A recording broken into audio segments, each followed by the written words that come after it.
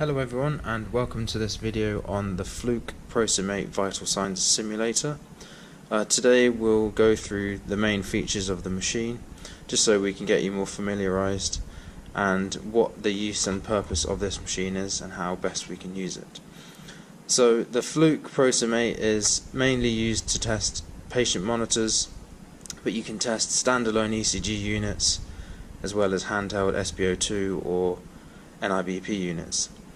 Next, let's look at the features of the machine. As you can see on the front here, we have the display. Underneath we have the function buttons. On the left hand side here you can see we have numerous connections. At the bottom here we have an SpO2 connection. With the unit you'll be supplied with an SpO2 finger, which you can connect SpO2 probes to.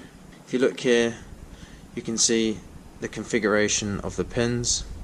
When you're connecting it, make sure it's the right way so you don't bend them at all. We'll put that in like so. As you can see here, there's a magnet. You can connect it to the side of the machine like so. Okay, one above that we have cardiac output. We have temperature, which you can have a variation of different manufacturers' temperature leads. Over here we have two IBP channels for invasive blood pressure. Over here we have the on button and the backlight button just above it. Over here we have separate program buttons here for ECG, SpO2, invasive blood pressure and non-invasive blood pressure. We have a setup button here so you can change any test IDs and make yourself an operator.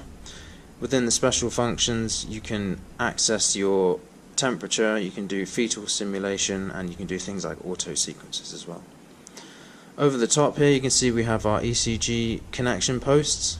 You can have two types. You can either have like a banana plug type connection which sits in this cradle. You can depress these down and push them in, or on the top here you can connect these with snap-on connectors. If we look underneath here we have the air port for the NIBP pressure. With this you should be supplied with a number of connections. As you can see, these all have different ends which can connect to different size and different type cuffs. Okay, we'll turn to this side of the unit here. We can look at these three connections here. This one is a USB connection which you can move data across. This is another USB connection where you can connect keyboards or connect to printers, and this is a high-level ECG output connection. On this side you can see this is where we connect the AC power. Just in here there's a little LED that will tell you whether the battery is charging. This latch here allows us to remove the battery. Just pull the clip and lift out. As you can see, we can check the battery status just by pressing it, and it will tell us whether the battery is good or not. It will give you some details of the battery here. This should be able to last for about 9 hours depending on usage. Okay, so what we'll do next is we'll turn the machine on. What you'll hear is just the NIBP motor initializing, which is normal. And then the first screen we'll see is our home screen, as you can see from the top here. So down the bottom here we can see there are some preset modes that have been put in by the manufacturers. You can go to more over here. You can see different types of arrhythmias and more custom ones which have all different values, which you can see when we change the different programs. Also, like I said before, we have the specific test modes for ECG, for example. So here we can change the beats per minute, we can change the amplitude, and all of these other different types. We have SpO2, you can change the SpO2 value, we can change whether ambient light is going to affect the reading at all, and we can also change different types of connections that will be given to you through different manufacturers. If we go to NIBP, we can change the systolic and diastolic pressure, we can change the heartbeat as well. We can also use envelope shift, which we'll probably go through in more detail in another video. We can do invasive blood pressures, and within the setup menu, as you can see, we can see all of our tests, our test record ID. We can change operator names.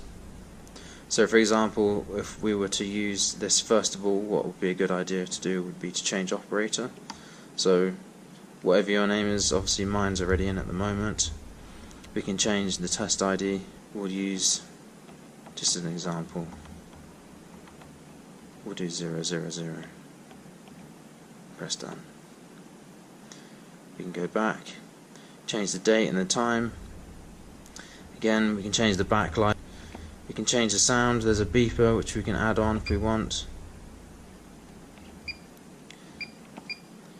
We can do invasive blood pressure sensitivity changes in here. We can check the status of the battery and just general instrument information, as well as changing the language. If we go to the special function button, as you can see, we can do respiration, cardiac output, auto sequences. Auto sequences are a number of tests that are timed. As you can see, they'll have different values, and the duration of the test is 4 minutes and 30 seconds, and it will be broken up into blocks. And the whole point is that when we're doing these tests, our monitor or ECG unit, for example, has to meet these tests within a certain time limit. As you can see, we can view our memory as well in here, where we've stored all of our tests. We can do fetal simulation and temperature tests. Okay, now we're going to take a look at this item we have here in front of us. This block here is used to wrap cuffs around for when we're taking NIBP measurements. As you can see, on either end you have a cover with 2 clips, and inside you can see that there are a number of different sizes that we can wrap a cuff around. Obviously it can represent different sizes, all the way from adults all the way down to small children here, as you can see.